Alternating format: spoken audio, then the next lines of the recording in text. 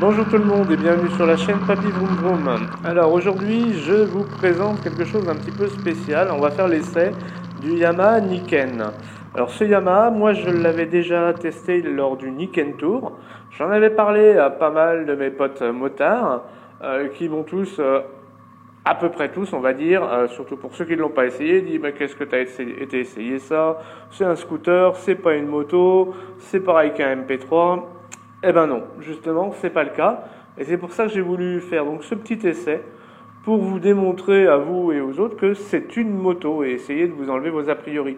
Alors le mieux, effectivement, c'est que vous l'essayez vous-même. Il est dispo dans toutes les concessions Yamaha. À ce propos, justement, je voulais remercier la concession Yamaha, donc Clinique Moto à La Rochelle et Trek, qui ont été très sympas et qui m'ont prêté donc ce Niken pour que je puisse vous faire ce petit essai. Alors, eh bien, écoutez, on va rouler un tout petit peu. Je vais vous emmener sur la plage des Traits où je vais m'arrêter, puis je vais vous présenter le bestiau et puis vous expliquer 2-3 petites spécificités par rapport à ce nouvel engin de chez Yamaha. Allez, à tout de suite.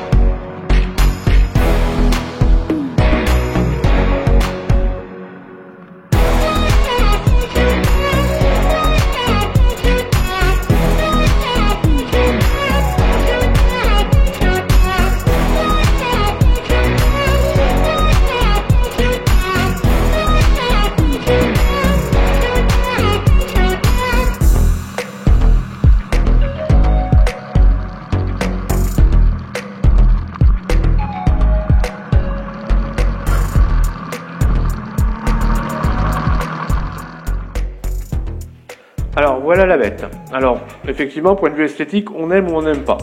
Moi, ça va par rapport à ce problème qu'ils avaient par rapport à ce nouveau concept, à faire un esthétisme pas trop moche entre guillemets. Je trouve qu'ils ont quand même réussi leur coup. Il me fait penser un petit peu à un cobra, à un serpent qui va nous attaquer. Vous voyez, donc là, ils nous ont mis deux tubes de fourche. En fait, c'est pour rigidifier le tout. Parce que contrairement justement à ce MP3 dont je parlais tout à l'heure, il a un axe qui relie les deux roues. Là, non. Les deux roues, elles sont complètement indépendantes, effectivement. Et elles sont reliées par ce qu'on appelle une double triangulation Ackermann. C'est un nouveau concept qui vient d'être mis en place, une nouvelle technologie qui est vraiment une technologie de pointe pour pouvoir justement dire que cet engin est une moto et non un scooter. Là vous voyez donc on a le shifter, donc qu'en montée, hein, c'est pas un shifter en descente. Alors ce qu'ils ont fait, donc là on est sur le moteur effectivement le CP3 du MT-09 et ils ont donc travaillé sur le bas moteur et enlevé aussi deux dents au pignon arrière pour ajouter beaucoup plus de couple. C'est ce qu'on fait par rapport, alors c'est comme je vous le dis, le moteur de la MT-09, on a quand même un train avant qui est beaucoup plus lourd, 60 kg à peu près, et il a fallu en fait qu'il change 2-3 petites choses par rapport à ce moteur, par rapport au pignon, pour avoir un petit peu plus de couple, pour emmener ces 60 kg en plus pour pouvoir avoir des sensations quand même de vitesse et de poussée. Donc je vous laisse regarder la bête.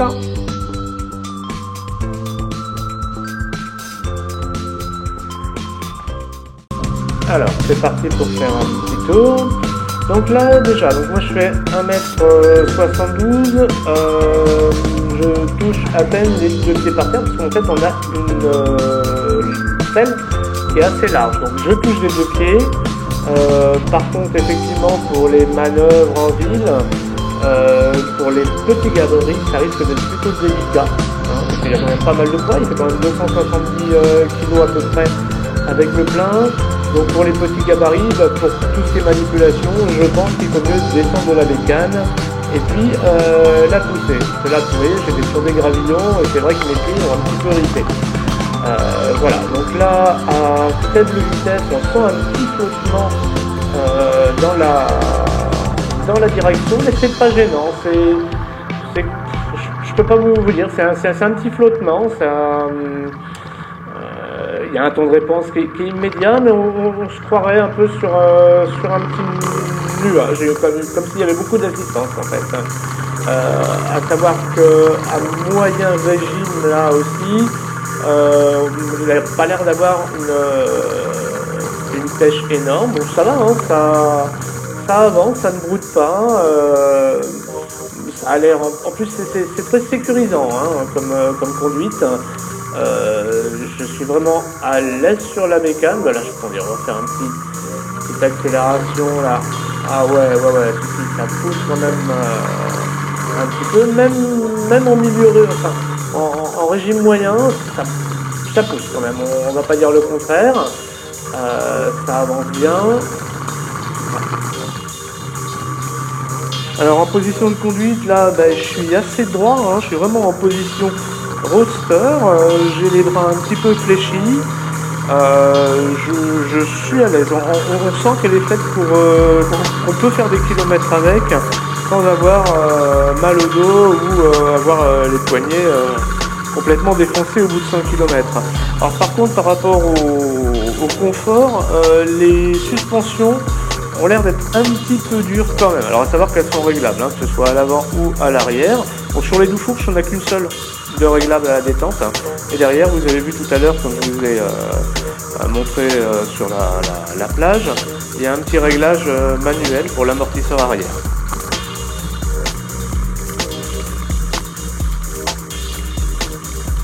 Alors là, de ce que je vois, donc en milieu urbain, là, très maniable. Il n'y a aucun souci par rapport à ça. Même donc à bas régime et à moyen régime. Alors effectivement, il n'a pas énormément de pêche dans les bas et moyens régimes. Il y en a beaucoup plus après, hein, dans les hauts régimes. En bas régime, moyen régime, par contre, ça ne pose pas de problème pour relancer la machine. Même en troisième, à 30-40 à l'heure, j'ai pas de broutage, rien du tout. C'est même assez, c'est très confortable. Par rapport aux petits gabarits, comme je disais, donc dans les embouteillages ou quand il faut se faufiler, effectivement, ça risque d'être un petit peu plus périlleux parce qu'il y a quand même du poids. Hein. Et donc, dès qu'on n'a pas les deux pieds à plat par terre, c'est quand même un petit peu plus difficile. Donc, pas de souci au-dessus d'1m73, 1m74. Un peu en dessous, là, je pense que c'est un petit peu plus, pas problématique, mais moins confortable. Par rapport à la largeur aussi, alors il est large, il est vrai, mais sans plus, pas plus que si on avait par exemple des bagages arrière. Donc je pense qu'on peut réussir à se faufiler assez facilement dans les embouteillages en interfile. Il ne devrait pas y avoir de gros soucis par rapport à ça parce qu'effectivement le bestiau est large, mais pas plus qu'une routière avec des valises comme je vous dis.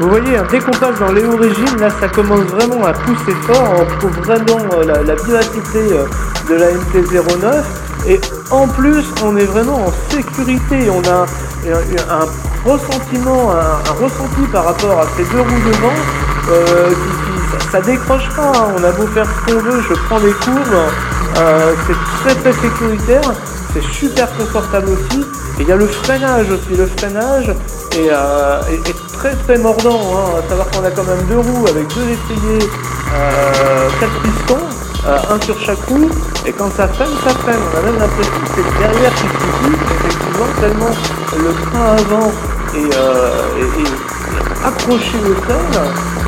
Des fois dans les cours, on a l'impression que c'est le cul qui part un petit peu, et puis au niveau du freinage, effectivement, là c'est plus que mordant à l'avant. Hein.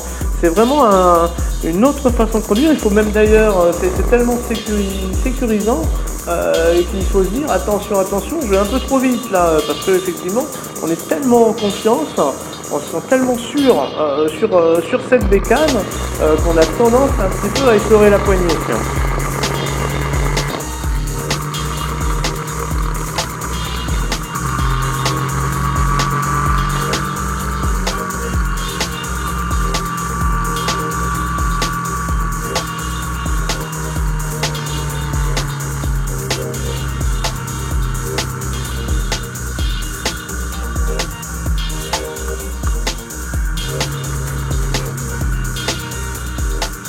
Là vous voyez là un rond-point là avec justement une sortie en virage directement, elle l'accroche vraiment, on se sent rivé au sol, et puis là l'accélération, vous voyez il y a quand même pas mal de reprises du tout, hein. Ça marche vraiment très très fort dès qu'on veut un petit peu s'amuser, et l'aspect sécurisant est vraiment plus que bluffant. Je suis bluffé tout simplement de cette tenue de route que ça a. C'est quand même énorme, je m'attendais quand même pas à ça, j'avais été un petit peu déçu lors du premier week-end tour, et là je redécouvre un petit peu le week-end là, parce que peut-être que je suis tout seul et que je dois pas suivre justement un convoi, et là je suis agréablement bluffé. Effectivement, je n'irais pas dire que j'irais l'acheter, hein, je suis trop content de mon MT10 effectivement, et on est dans un autre registre, mais c'est un... Enfin, si quelqu'un veut voyager, veut faire des petites balades, c'est quand même une sacrée petite bécane, hein, faut pas mentir. Hein, et j'invite vraiment ceux qui ont des gros a priori par rapport à cette bécane à venir l'essayer, parce que justement, je pense qu'ils seront assez agréablement surpris du comportement routier.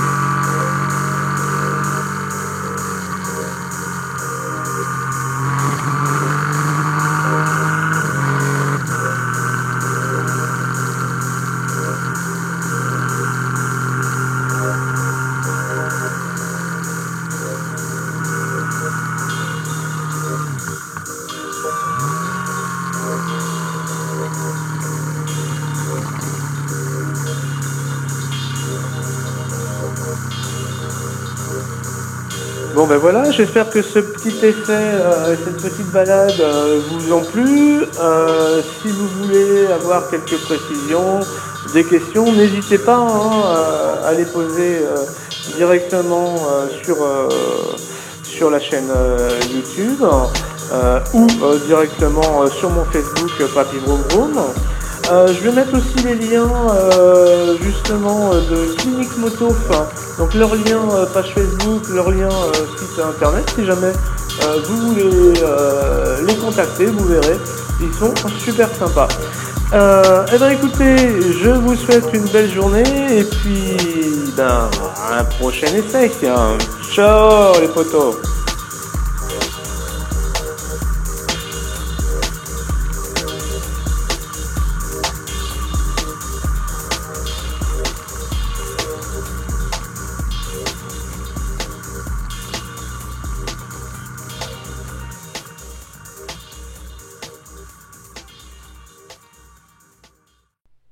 Merci d'avoir regardé cette vidéo. Si vous avez aimé, vous pouvez liker ici, voire même vous abonner et commenter, ça me ferait très plaisir.